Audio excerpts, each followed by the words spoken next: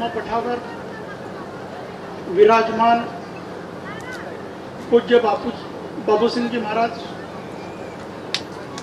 पूज्य गोपाल चैतन्य महाराज, अन्य सारे संत वृंद,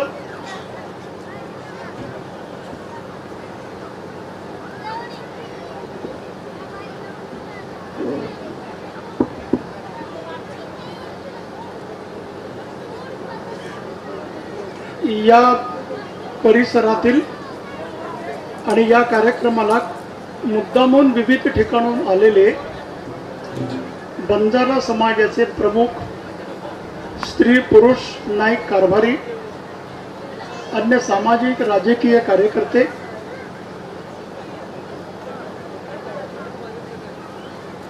मी थोडा आग्रह करून व्यासपीठावरचा सत्कार समारंभ कमी करा म्हणजे बोलायला वेळ मिळेल. पण परवा दिवशी मी एका कार्यक्रमाला गेलो होतो, सत्काराला 1 तास 10 मिनिटं गेली आणि भाषणाला 35 मिनिटं गेली. लोक म्हणजे व्यासपीठावर बसलेले लोक पण समजदार असतात. माझा सत्कार का केलाय म्हणून कोण रुसून जात नाही.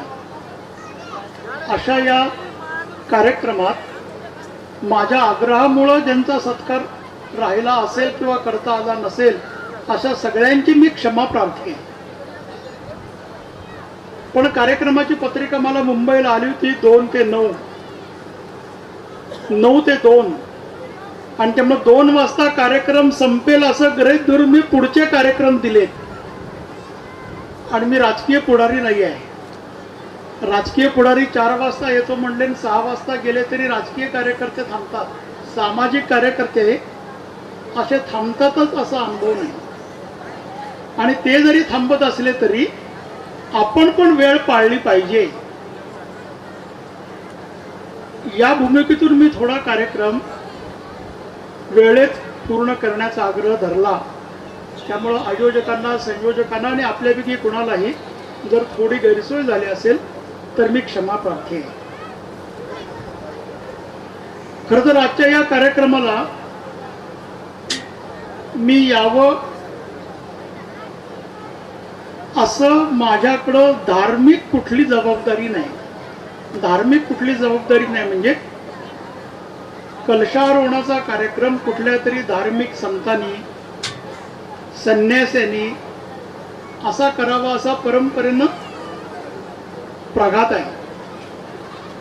पण बंजारा कुंभापासून ते हिंद की चादर पर्यंत ज्या ज्या सार्वजनिक कार्यक्रमात बंडू महाराज मला भेटले त्या प्रत्येक कार्यक्रमात तुम्ही कलशारोहणाच्या कार्यक्रमाला तुम्हीच या असा आग्रह धरला. किमान त्यांनी 5 ते 6 वेळा मला बोलवलं. आणि त्यामुळं मी त्यांना असं म्हटलं नांदेडच्या कार्यक्रमामध्ये की 1 एप्रिलला मी नक्की तुमच्याकडे कार्यक्रमाला येऊ शकतो.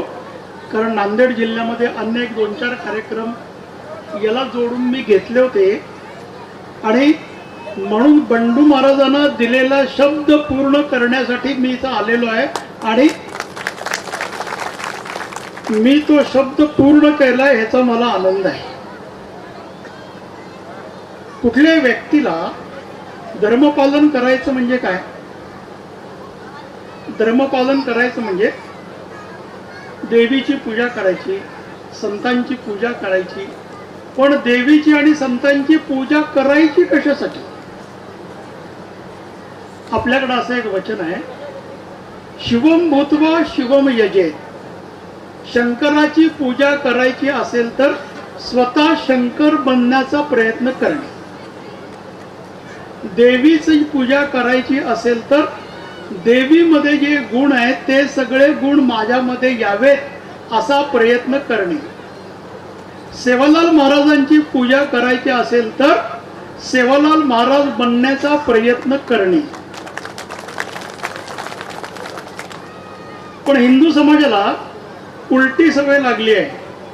पूजा करायची, त्यांनी आशीर्वाद द्यायचा, त्यांनी आमच्यासाठी साधना करायची, आम्हाला पाहिजे ते सगळं आम्ही करायचं.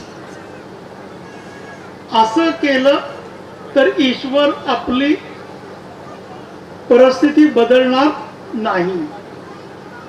आपली परिस्थिती बदलायची असेल आपला हात जगन्नाथ. आपल्या हातानं आपल्याला काम करावं लागेल. आणि असं आपल्या हातानं आपल्याला काम करावं लागेल यासाठी परंपरेनं अनेक छोट्या मोठ्या गोष्टी प्रत्येक घरामध्ये, प्रत्येक व्यक्तीमध्ये, प्रत्येक कुटुंबामध्ये पिढ्यानपिढ्या निर्माण करण्याचा प्रयत्न केला.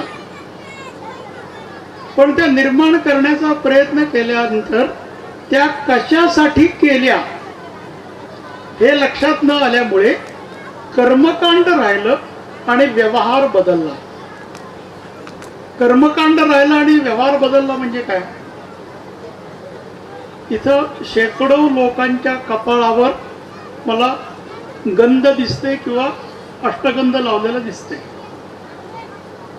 आता महिलांनी, पुरुषांनी असा एक समज आहे की महिलांनीच कुंकू लावायचं. हिंदू रिवाजामध्ये पुरुषांनाही स्वतःला गंध लावायचं. कशासाठी लावायचं? तर माझ्या भ्रुकुटीमध्ये ईश्वराचा वास आहे आणि त्या ईश्वराला मी रोज गंध लावलं पाहिजे म्हणून मी रोज गंध लावायचं. आणि वारकरी संप्रदायामध्ये तर कपाळाला टिळा लावायचा, खांद्याला टिळा लावायचा, कानाला टिळा लावायचा, छातीला टिळा लावायचा. हे कशासाठी लावायचं? तर या माझ्या शरीरात ईश्वराचा वास करतो.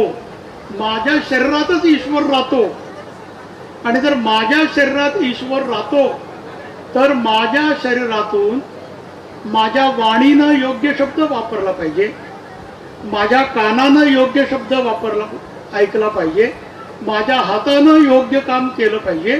म्हणजे काय? धर्माची एक व्याख्या अशी आहे, सत्यम वद धर्मम चर. म्हणजे सत्याच्या मार्गावरून चाललास तरच तू धर्माच्या मार्गावरून चाललास. मी एका वकील साहेबांच्याकडे गेलो होतो 15-20 दिवसापूर्वी आणि वकील साहेबांच्याकडे गेल्यानंतर अपॉइंटमेंट घेऊन गेलो होतो, भेटायला गेलो होतो. म्हणजे ते माझे वकील नव्हते पण वकील व्यवसाय नसल्यामुळे भेटायला गेलो होतो. त्यांनी अपॉइंटमेंट वगैरे सगळी घेऊन मी गेलो होतो पण तरी अर्धा तास काय त्यांना केबिन मधून बाहेरच येता आलं नाही. आणि त्यांनी ते क्लायंटला त्यांच्या बाहेर घालवलं आणि कसे तरी क्षमा याचना करायला लागले. मी तुम्हाला बसायला लावलं, तुमचा वेळ गेला, तुम्ही एवढे मोठे वगैरे वगैरे. मी म्हटलं मग वेळ गेल्याचं मला दुःख नाही, तुम्ही कामात आहात म्हणून तर मी भेटायला आलोय. तुम्ही जर बिनकामाच्या असता तर मी पण तुम्हाला भेटायला आलो असतो. पण उशीर का झाला? तर म्हटले आमची एक केस चालू आहे आणि त्या केसमध्ये त्या साक्षीदाराला मी सांगतोय की जर ही केस जिंकायची असेल तर तुला असं असं खोटं बोलावं लागेल. तर माझ्या 30 वर्षाच्या वकिलीच्या व्यवसायात हा पहिला मला साक्षीदार भेटलाय. वकील साहेब, मी कधीच खोटं बोलत नाही.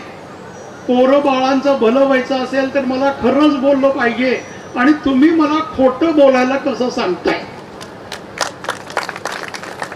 आणि ते वकील साहेब मला समजून सांगतायत खोटं कसं बोलायचं आणि का बोलायचं हे समजून सांगण्यासाठी माझा अर्धा तास गेला पण तो काय ऐकायला तयार नाही.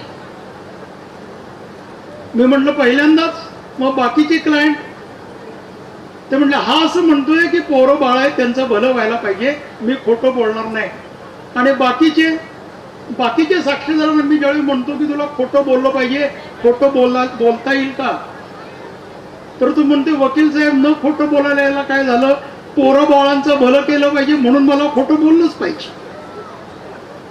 आता धर्माचं पालन करायचं असेल तर खोटं बोलायचं नाही.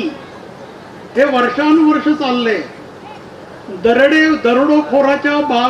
दरोडेखोराला सुद्धा असं वाटतं की आपला पोरगा प्रामाणिक राहायला पाहिजे. मी दरोडेखोर जरी असलो तरी माझा पोरगा प्रामाणिक राहायला पाहिजे असं दरोडेखोराला वाटतं. प्रत्येकाला वाटतं पुढच्यानं माझ्याशी खरं बोललं पाहिजे, मी खोटं बोललं तरी चालेल. धर्माला बिघडायला सुरुवात इथं होती. अनेक ठिकाणी जसं सत्यम वद धर्मम चर, तसं धर्मपालन करायचं असेल तर माझा आहार काय, माझा विहार काय. अनेक जण कार्यकर्ते संध्याकाळी 7 वाजता भेटायला गेल्यानंतर ऐकण्याच्या आणि बोलण्याच्या स्थितीमध्येच नसतात आणि दिवसभर सकाळी उठल्या उठल्या एक मोठा टिळा कपाळावर लावलेला असतो. आता कपाळावर लावलेल्या टिळ्यानंतर संध्याकाळी पिण्याची आठवण कशी होती, पण होती. आणि मग आपण शिव्या धर्माला घालतो, चुकतो आपण. आणि अशा छोट्या छोट्या गोष्टीत धर्माचं पालन करणे, असं केलं तर धर्माचं रक्षण होईल. पण असं जर धर्माचं रक्षण आपण केलं नाही आणि साक्षात जगदंबा जरी समोर येऊन उभी राहिली तरी आपलं भलं होणार नाही. आता सांगितलं यदा यदा हि धर्मस्य, आणि सगळ्यांना सांगितलं की सगळ्यांचा मंत्र पाठ आहे. सगळ्यांचं आहे की नाही माहिती नाही, पण मला पाठ आहे. यदा यदा हि धर्मस्य ग्लानिर्भवति भारत अभ्युत्थानम अधर्मस्य तदात्मानं सृजाम्यहं परित्राणाय साधूनां विनाशाय च दुष्कृतां धर्मसंस्थापनार्थाय संभवामि युगे युगे. म्हणजे धर्माचं उत्थान करण्यासाठी मी काय करतो असं श्रीकृष्णानं सांगितलंय. आणि त्यात काय सांगितलंय, परित्राणाय साधूनां, म्हणजे जे चांगले लोक आहेत, खरं बोलणारे लोक आहेत, अभक्षभक्षण न करणारे लोक आहेत, अशा सगळ्या सज्जन लोकांचं रक्षण करणे. परित्राणाय साधूनां विनाशाय दुष्कृतां, असं जे करत नाहीत अशा सगळ्यांचा नाश करणे म्हणजे धर्माचं काम. जर खरोखर श्रीकृष्ण परत आला धर्मस्थापनेसाठी तर त्यांना आपलं रक्षण करायचं आहे का आपला नाश करायचा आहे हे आपण ठरवण्याची गरज आहे. जर धर्माच्या बाबतीत आपण सगळ्यांनी नीट राहायचं आहे, मंदिरात जायचं आहे, खरं बोलायचं आहे, धर्मांतर करायचं नाही, प्रामाणिक व्हायचं आहे, व्यभिचार करायचं नाही, भ्रष्टाचार करायचं नाही, असं भाषण करणाऱ्या प्रत्येकाला बोलता येतं. बोलणं सोपं आहे, प्रत्यक्ष व्यवहार करणं अवघड आहे. आणि असा व्यवहार त्या त्या तांड्यावर, त्या त्या गावामध्ये, त्या त्या लोकांनी करावा. म्हणून वर्षानुवर्ष समाजाच्या काही व्यवस्था बांधण्याचा प्रयत्न केला आणि त्या समाजाच्या व्यवस्थेमध्ये नाईक आणि कारभारी ही बंजारा समाजासाठी एक मोठी व्यवस्था होती. जसं जसं 47 साली स्वातंत्र्य मिळालं तसं समाजातल्या अनेक व्यवस्था हळूहळू तुटायला लागल्या. पण अजूनही अनेक गावामध्ये गावचा सरपंच वेगळा असतो आणि गावचा नायक वेगळा असतो. सरपंच राजकीय गोष्टीबद्दल लोकांना सांगतो आणि नाईक कारभारी संस्कृती आणि धर्म परंपरा याच्याबद्दल सांगतो. त्यामुळे सरपंच जरी चुकायला लागला आणि सरपंच धर्मांतर कर म्हणून बोलायला लागला तर कुठल्याही कारणामुळं धर्मांतर गावानं करायचं नाही असं नाईक कारभारी सांगू शकतो.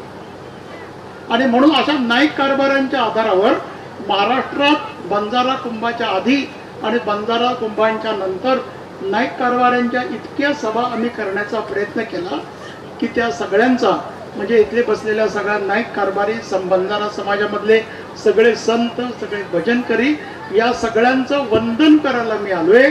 गेल्या 4 वर्षात प्रयत्न केल्यामुळे 3000 पेक्षा जास्त तांड्यावर जे काही 2, 4, 5 घरं ख्रिश्चन झाली होती ती आपल्या सगळ्यांच्या प्रयत्नामुळे पुन्हा हिंदू झालेली आहे.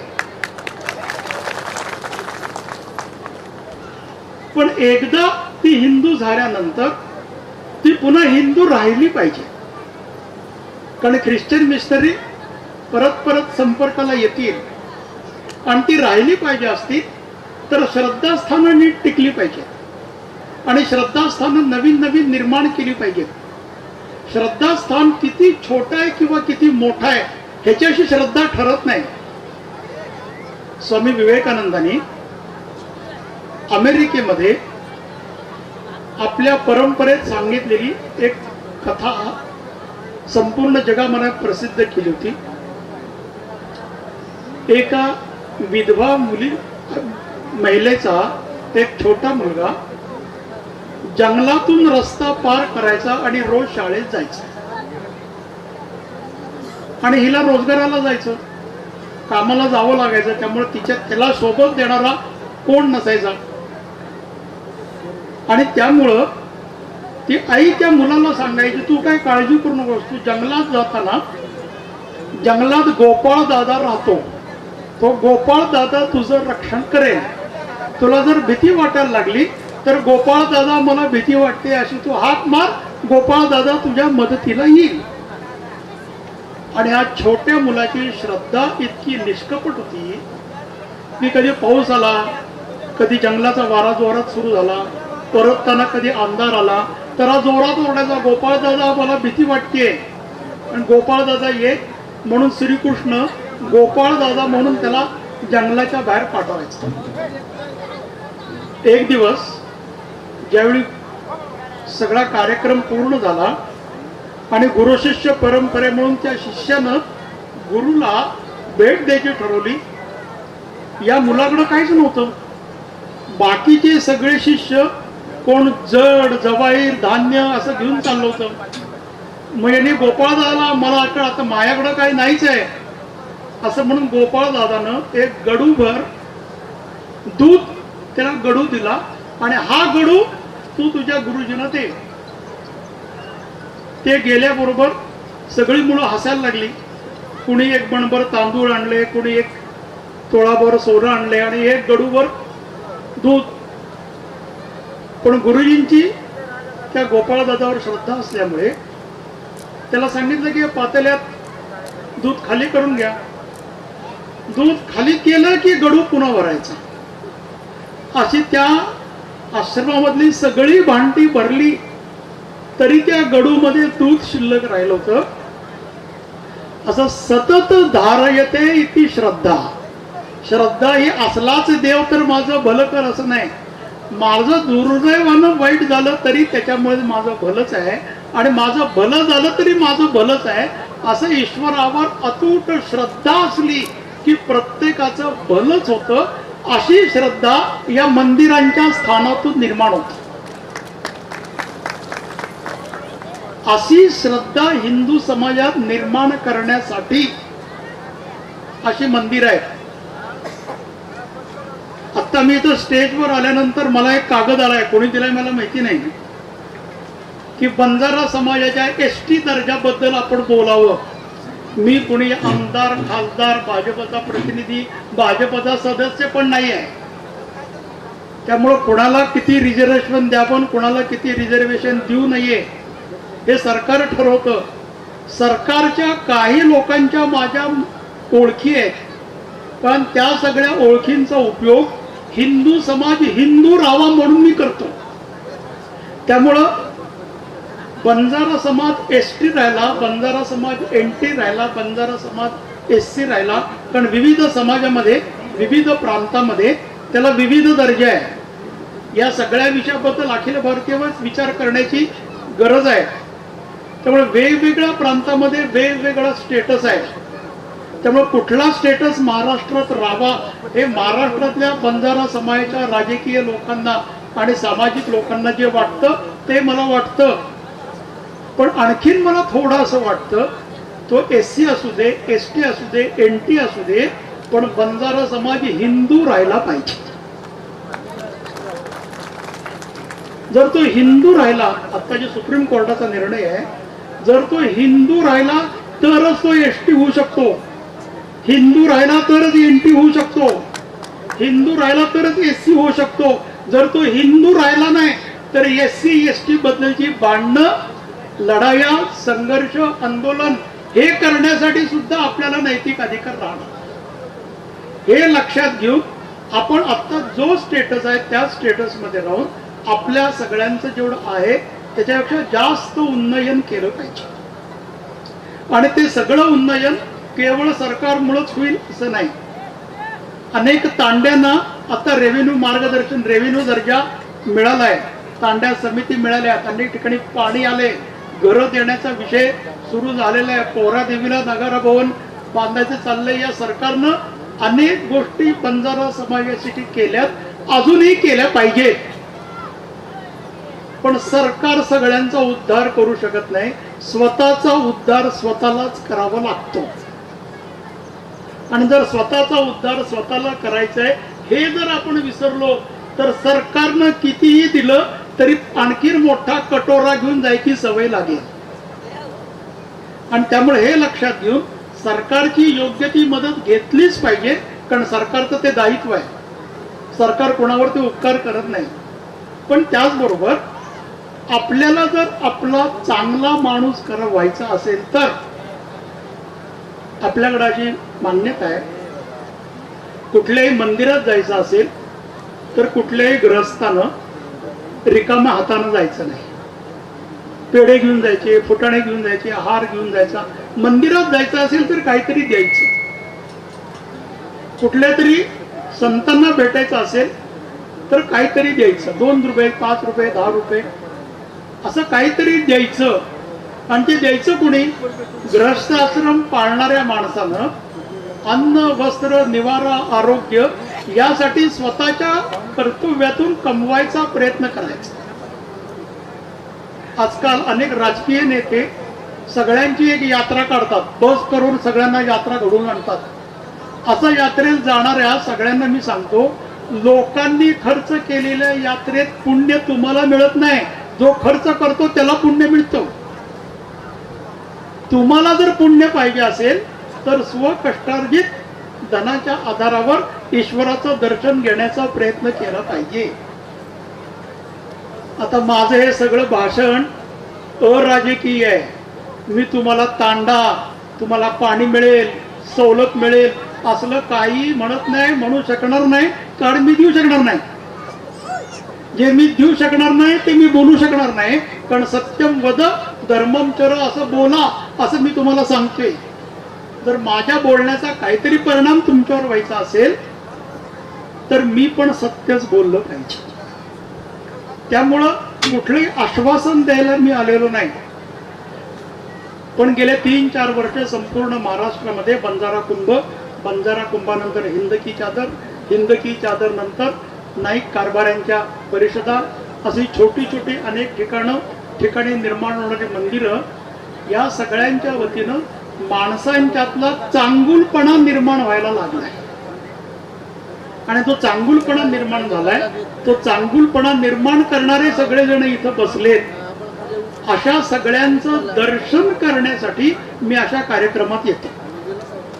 तुमच्या सगळ्यांचं दर्शन केलं तर मला काम करण्याची प्रेरणा मिळते. आणि अशी काम करण्याची प्रेरणा सेवालाल महाराजांनी आणि माँ जगदंबेनं मला आणि तुम्हाला सगळ्यांना द्यावं. असंच या कलशारोहणाच्या कार्यक्रमाच्या निमित्तानं मी त्या दोघांच्याकडे आपल्या सगळ्यांच्यासाठी आशीर्वाद मागून माझ्या वाणीला विराम देतो. भारत माता की